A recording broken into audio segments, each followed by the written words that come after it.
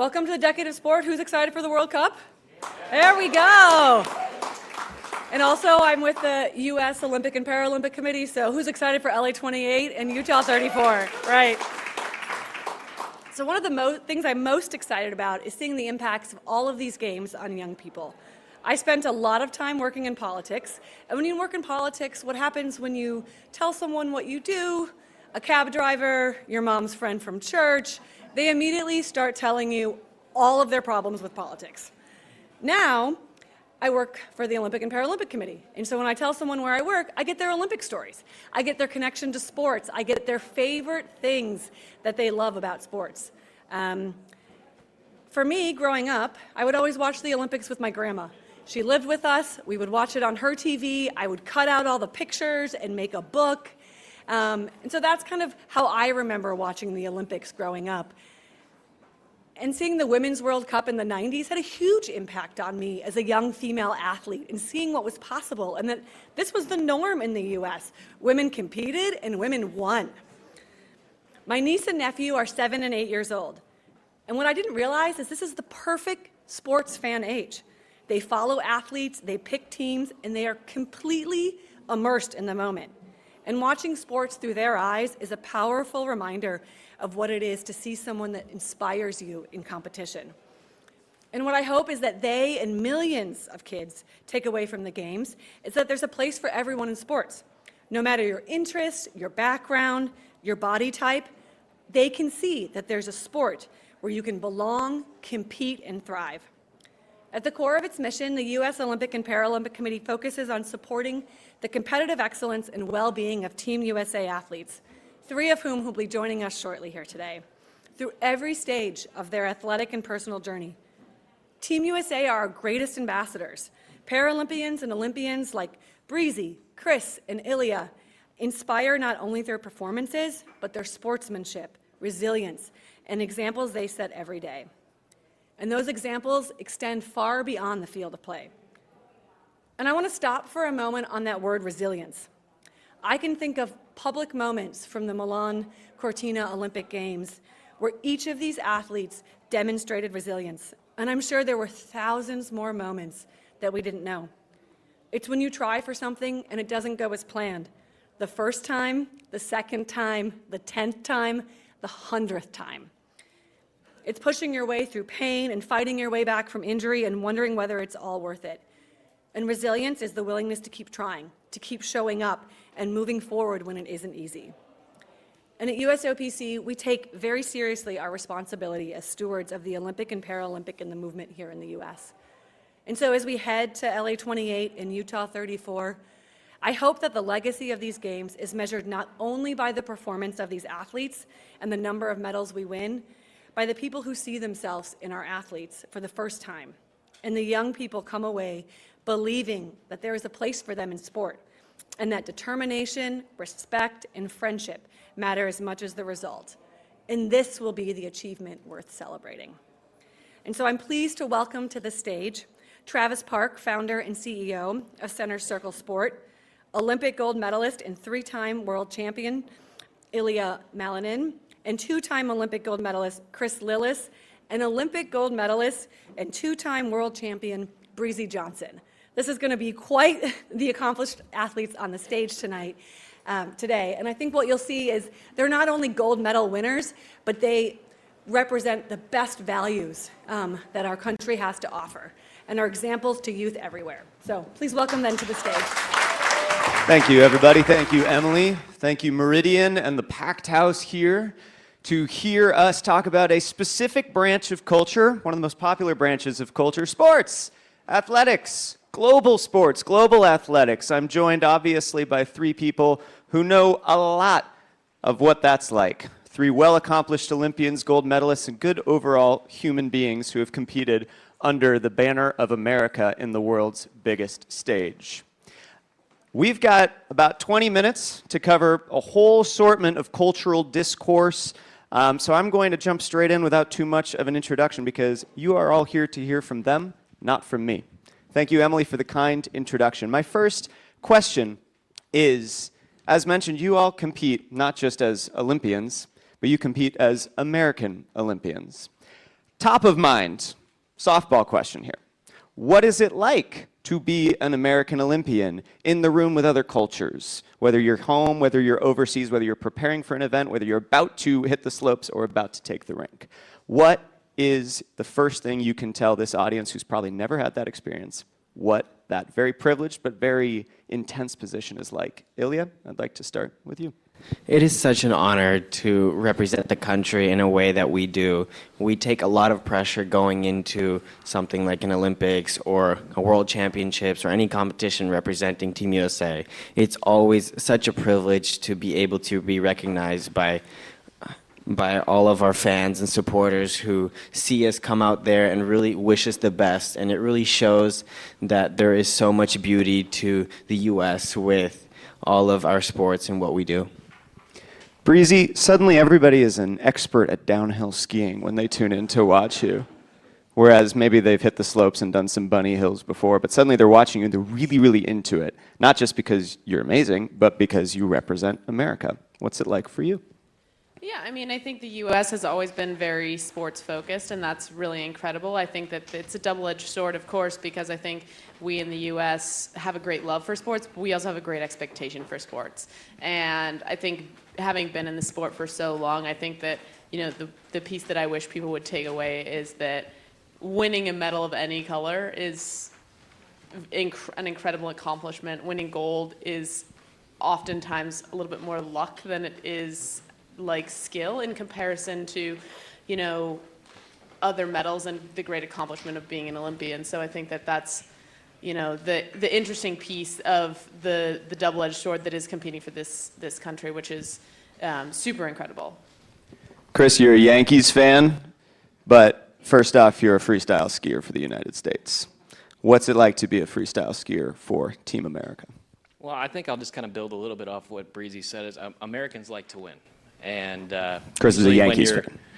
You know, Yankees fans like to win too, but we've been a little bit starving for the last couple of years. But Americans like to win. So when you meet someone on the street and they ask you, like, you know, did you compete in the Olympics? And you say yes. Usually the first question they ask you is, did you win? And I'll tell you, it's a hell of a pleasure to be able to say yes, actually, I did win. But it's a real burden having to live up to that kind of expectation, but there is no more special feeling than having the national anthem played while you're standing on top of the podium, really at any level, including World Cups and when we're traveling around, but especially at that Olympics. It's something that just really completes that moment. And I couldn't imagine representing another country. So yeah, hopefully get to go back in 4 years and do it again with the Stars and Stripes. There we go. Chris, I'm going to stay with you on this one. You know, we talk a lot about how the Olympics, it has this aura of this global sporting event that transcends politics, transcends cultures, everybody's together under the rings. Doesn't always feel that way.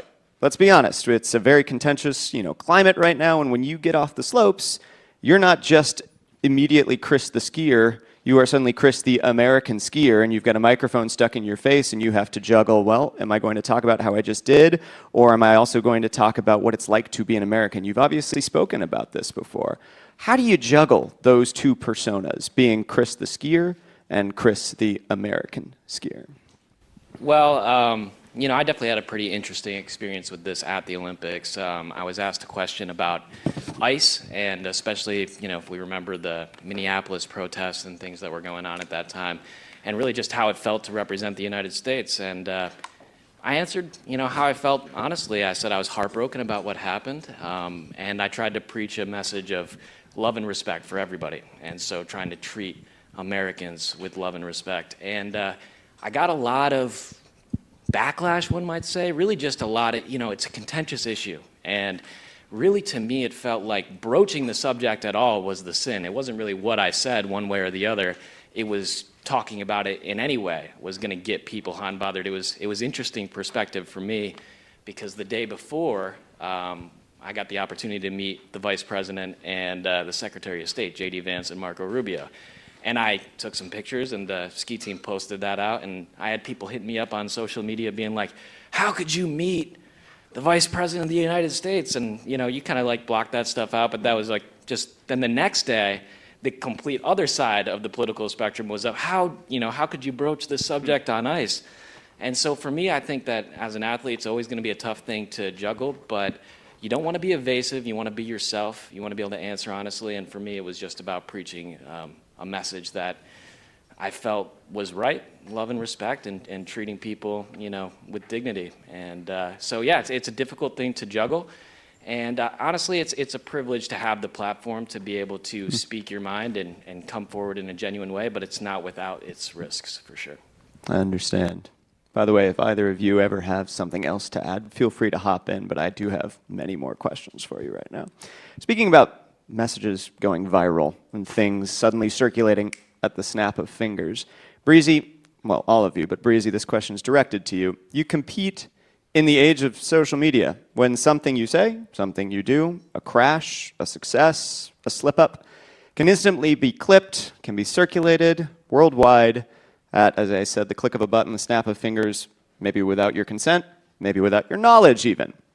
How do you juggle being an athlete in the age of social media when some of the things that circulate are outstanding? I learned that Breezy knits hats for all of her teammates through social media. But I also know that there's probably a slippery slope of something that can be immediately clipped, taken out of context, and then suddenly you are Breezy who's put under the gun for some reason. What's it like to be an athlete in this age of instant everything?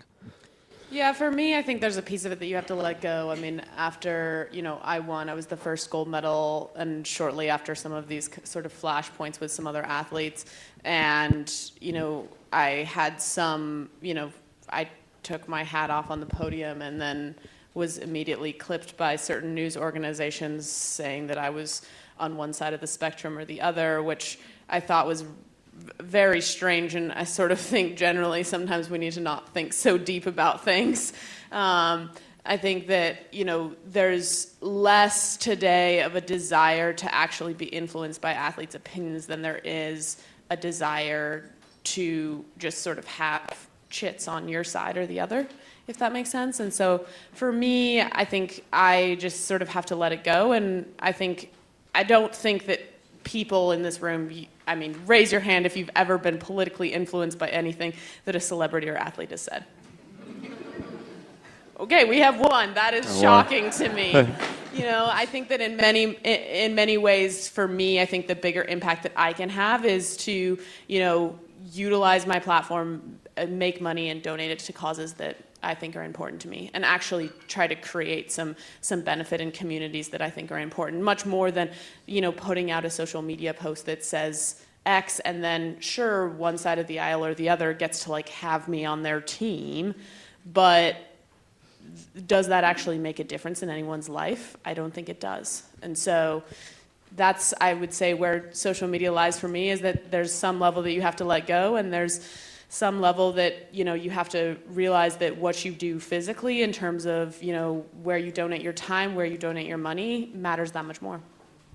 Thank you for those very kind, genuine remarks. It's intense, and again, something that we don't really think about. We see you up there, we see you on the ice, we see you on the slopes, and then suddenly you're expected to be a good diplomat of your country when actually really what you're focusing on is trying to get down the hill well, or trying to place on the podium. It's a lot of expectation. We're going to talk a bit more about that here in just a second. But Ilya, the next one's to you, and it's a little more culture focused. You, when, as mentioned, when the camera zooms in on you, it's you on the ice. When we see Ilya, he is on the ice.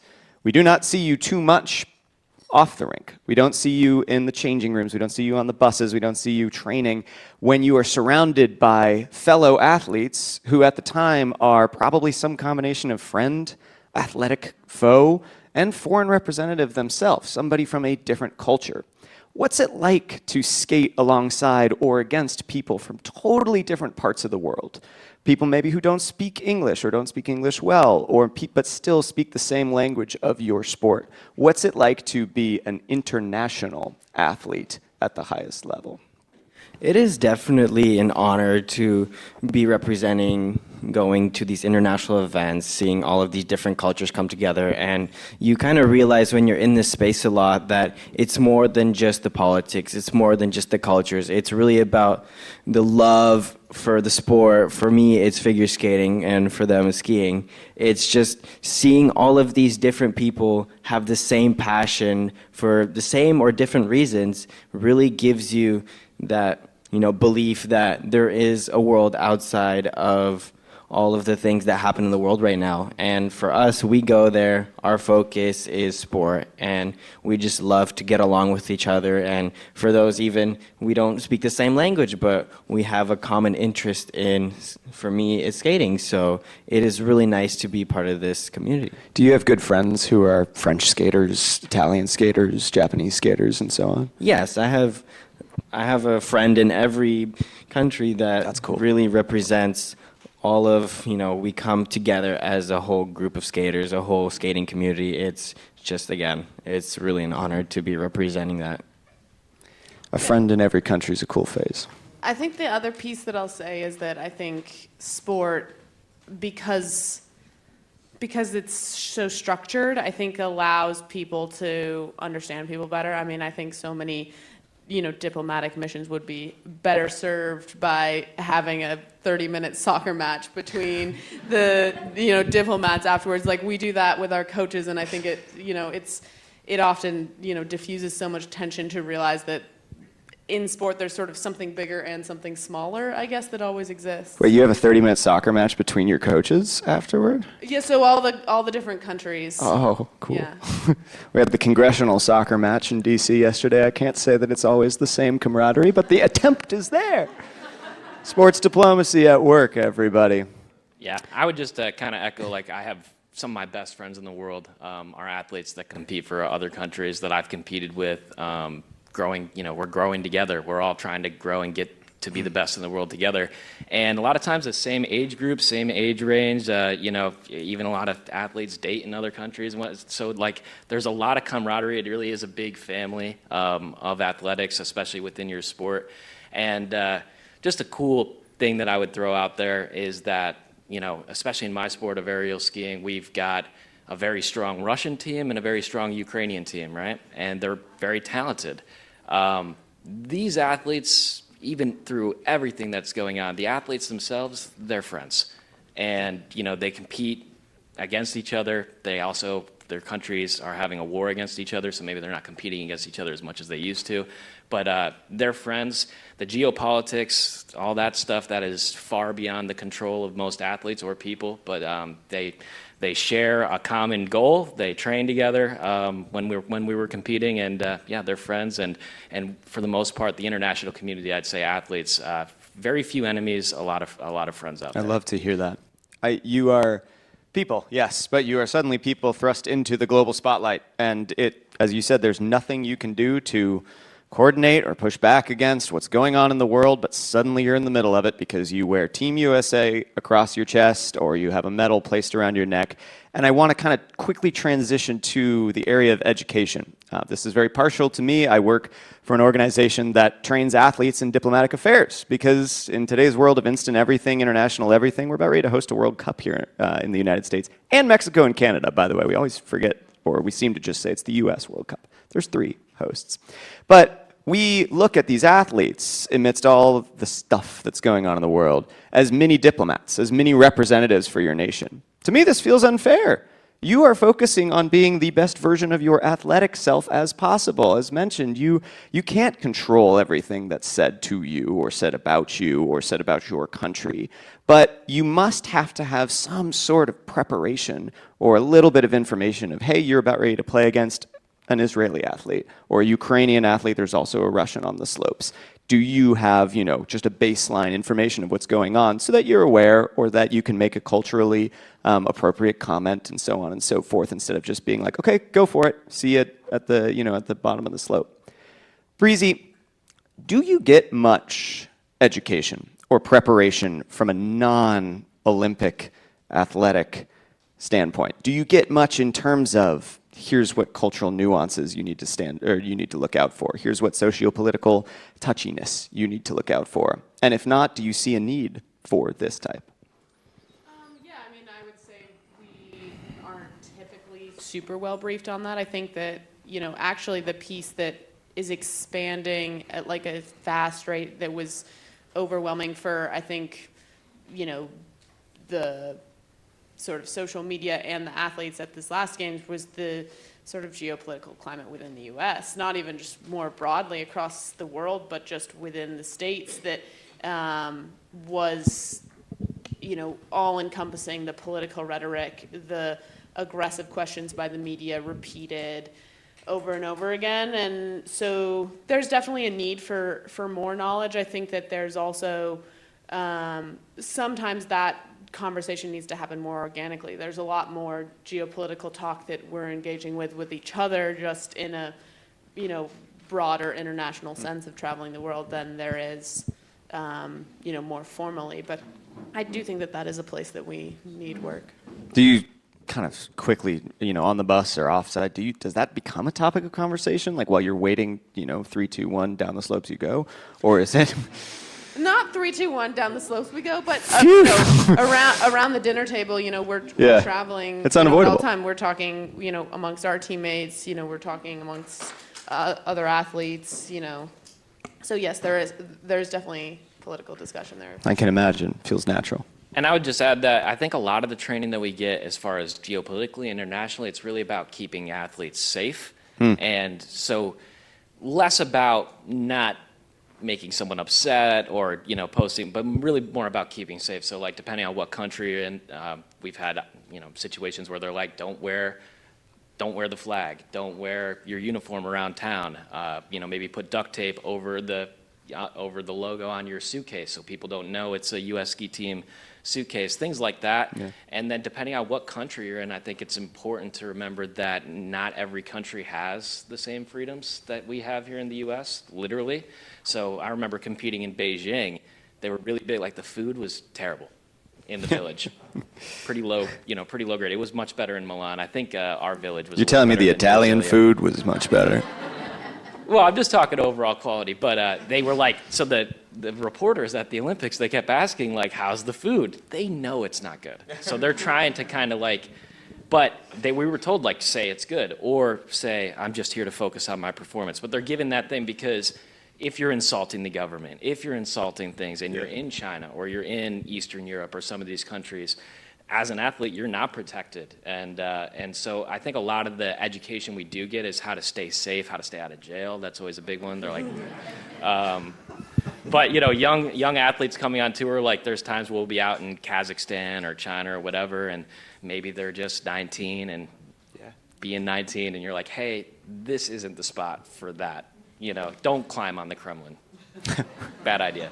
But so I think it's about keeping athletes safe, but then at the same time, I think that our delegations and NGBs do try to give us opportunities to speak our mind if we want to, but it's really their concern is for the safety of athletes, especially while abroad. Most of the requests that I get from an athletic perspective are not, hey, we want to make a stand when we go abroad. It's, how do we not do anything? How do we not step in it is always the phrase that I hear. So that sounds pretty accurate. Got time for 2 quick more questions. Chris just mentioned a lot of times there's young athletes. Ilya, you know a lot about what it's like to be a young athlete, not just a young athlete, but a teenager, now early 20s, competing again at the highest level with a spotlight always on you. Do you have any advice, or can you talk a little bit about what it's like to be a young athlete, a young representative of your nation, and maybe some advice to the athletes who are sure to come, wear the same jersey as you, who also are young?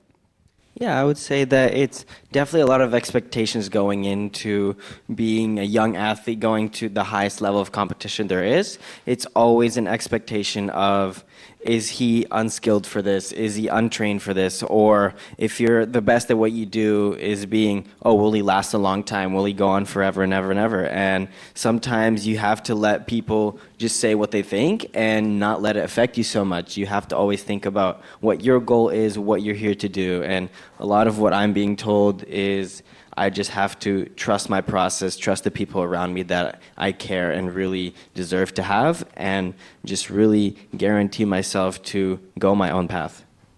Gotcha. We, of course, as the United States, are hosting the next Olympics, the 2028 LA Olympics and Paralympics, right around the corner. Naturally, the 3 of you will probably not be center stage, but you might be cheering on some of your teammates.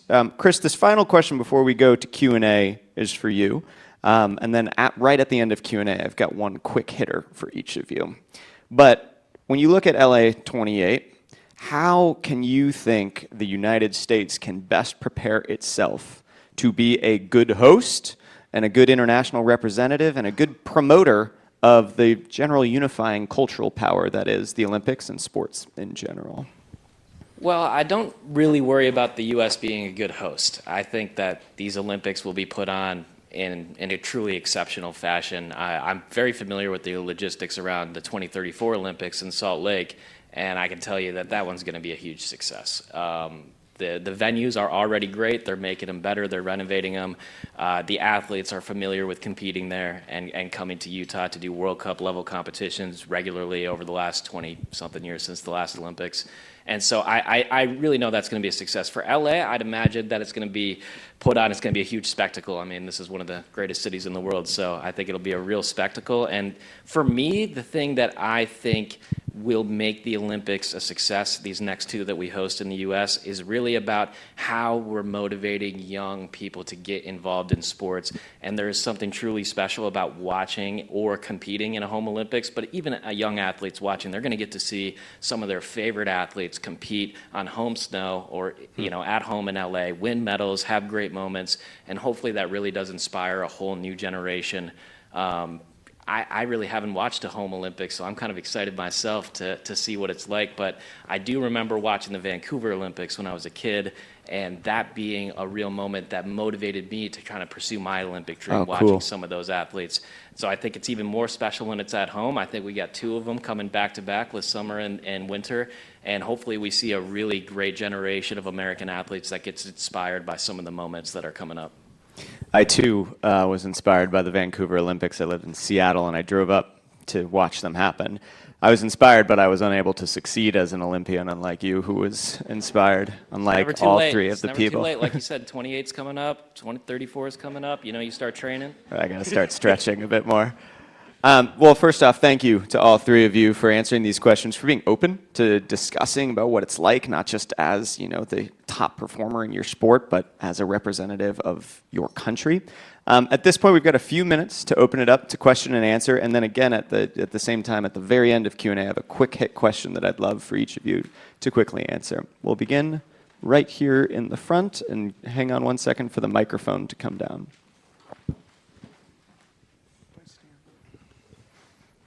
Thank you very much for your wonderful presentation. So I've read that some athletes who haven't performed as well as they would have liked in the Olympics have come out and said that they wish they had been more prepared for what it would be like to compete in the Olympics. It's a competition like no other. And there's been talk of having, say, a media blackout just before the competition to help the athletes just focus on their event. I was just curious what the panelists thought of that kind of idea. I mean, I would say, I've been to 3 games. I think that my biggest takeaway is that different athletes perform under different conditions, right? So, I am a keep the Olympics small kind of person, but some people really rise to the spotlight. And so you have to allow those athletes to do that. And I think, trying to fit everybody into one box is, I think where you can sometimes get into trouble.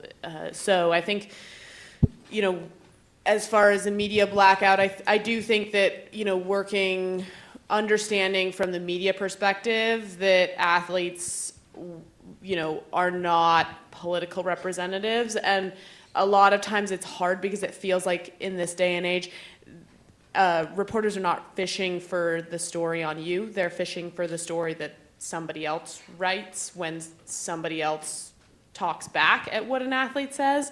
And that's kind of difficult because they're essentially offering athletes up on a platter to people with far more power and far bigger problems. And then you realize that athletes, it's not like we make enough money to provide for, security for our families when we get death threats. So there's aspects to that are difficult. And I think a lot of that is, in my opinion, on the media to do a better job of understanding that athletes are much smaller fish than I think we want, than they appear, at least at the Olympics sometimes. But then beyond that, I think you have to understand that different athletes are different. Yeah, I would just say, first, I don't think there's an athlete that doesn't have a medal in the Olympics that's not looking back at their performance and wondering why it didn't go a different way. Every person up here has won Olympic medals, and every person up here has lost them or not competed as well as we needed to in that moment. It's the same person. So I think about myself, I have 2 Olympic golds, both in the team event, but I also have 2 individual events where I was 6th and where I was 8th. Felt prepared, worked hard for it, was in a great position, just didn't go my way that day. And I just, kind of got me thinking back to a little bit of what Breezy said earlier. It's a little bit of luck, right? So you've got absolutely amazing athletes competing in the Olympics from all over the world, and they've all got the stuff, And there's probably, at least in my sport, a good 15 athletes that have the capability to win the event on that day. It's just whose day is it going to be? Who's going to have that special moment? Who's going to have a little bit of fairy dust, to get them over the finish line? So I wouldn't really look to change the preparation thing, because I think that anytime you come up short, you're always looking back, being like, what did I miss? What didn't I do right? I will say, though, that social media is a far bigger distraction than it ever has been before. And, going back to my moment, with the ice question at the beginning of the Olympics, I had death threats and threats following me the entire time I was there. It was hard to block that out. I think that you just kind of put the phone away and don't worry about it. But I would be lying if I said that social media wasn't a huge distraction compared to where I think it was 10 years ago. With that being said, it's always going to be somebody's day and somebody's going to come up short, and that's the nature of the business for sure. So, only one person gets to win that Olympics. Yeah, something I would say is just having all of those expectations go out there to kind of be the perfect person and athlete at the same time. It's really hard for us to balance that, and especially for people that go to the Olympics for the first time, they really don't know what to expect. I mean, for me, for example, I went there thinking that I was prepared the best I would be, and knowing that I would know everything about the Olympics, even knowing that people have told me what can be happening there. But when I got there, I realized that this is a lot bigger than I thought, and realizing that there is so much more I have to learn. And in reality, for a lot of the athletes, I think it's really hard to really focus yourself on one thing, and if you don't get it, be like, oh, well, that's the end. It's really not the end, and sometimes it's really good to have a reminder that, things happen, and like he said, just maybe it's not your day, or maybe it's someone else's day, but in reality, you have to think that, okay, this happened, I can't really think about that anymore, I have to see what I can do next. Hard to be the perfect athlete and the perfect person is a pretty darn good line right there. Got time for probably one more question if there is one in the audience. Right in the back of the aisle there.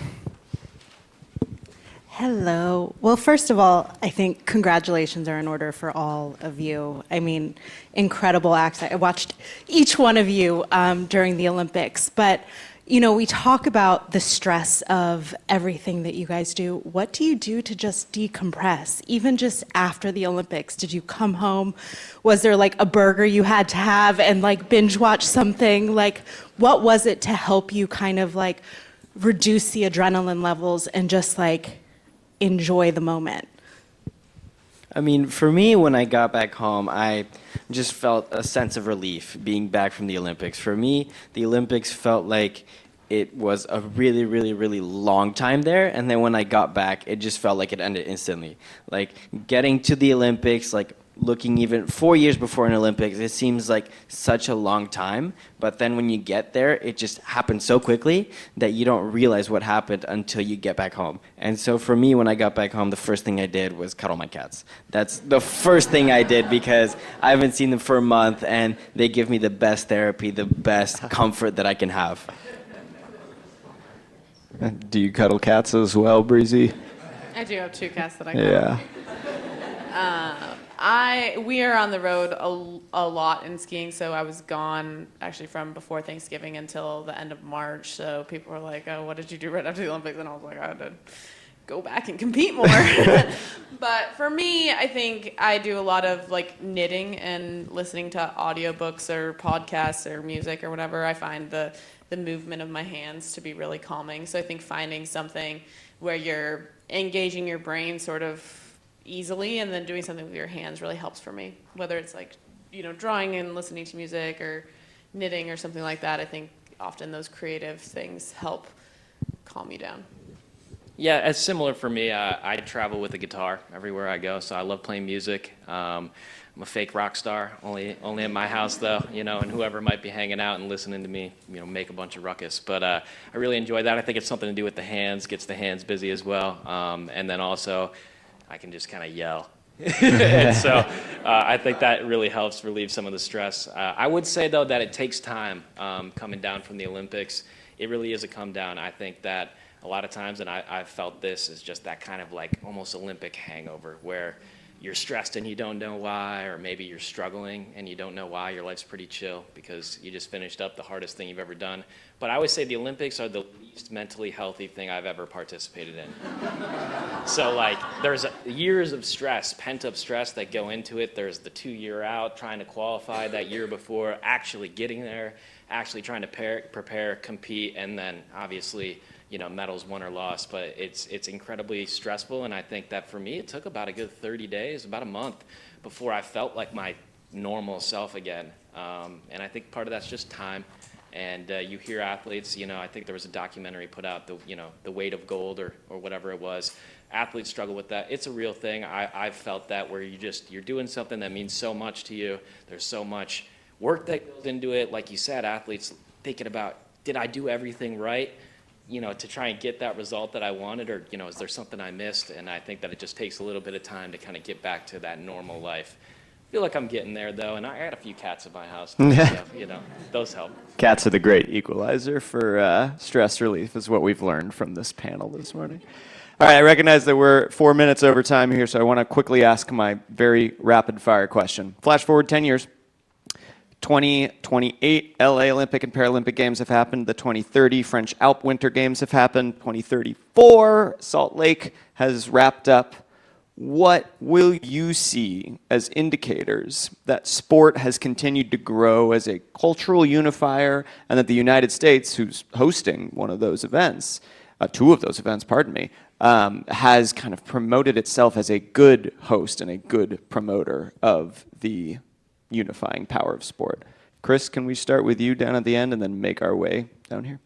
Well, I mean, I do mean what I said of just a whole new generation of athletes that are kind of inspired from those moments. But I'd say another goal would be if Chris is retired and spectating that Olympics. That would be a big win.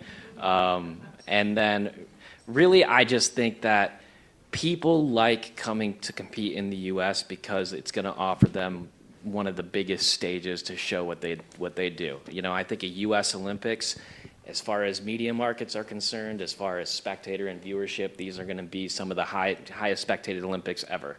And so I think that athletes are going to be excited, and if we just put on a great show and let all the athletes of the world, and hopefully some really good U.S. performances, show their stuff and win those medals and have all the glory that the Olympics can really offer, that's what I look at as a win. Just put on a great performance, let the world come together and watch our athletes compete, and if we do that, I think we won. Breezy? I think I would say that, there's a couple indicators. One, is more on the health of sports side. So I always look at sports, I talk about like the 3 prongs, and they lead to, length of careers, right? So when you see sports where athletes have really long careers, where they're going into their mid to late 30s, that's an indication of the health of sport. It means that they have what I call the 3 prongs good. The 3 prongs are that they have good mental health support, they have good physical health support, means that athletes either don't get injured or can come back from injury, and that they make money, because fundamentally this is a job, and if you don't make money, then you move on to go do other jobs. And so when you see health of sport in those 3 prongs that are good, athletes last into their late 30s and into their 40s sometimes.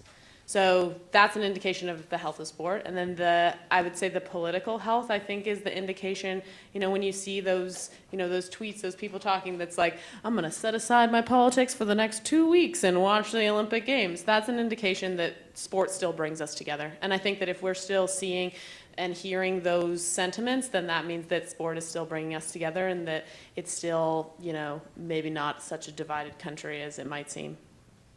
I want to jump a little of what she said of kind of bringing everyone together outside of the politics and everything that happens in the world. I think the spirit of the Olympics is so special because it really brings every single athlete from everywhere in the world to come here to share the one goal that we have in mind, and that is to compete at the Olympics, to do our best at the Olympics. And that's something that I really would want to see in the future, that to keep that Olympic spirit in mind.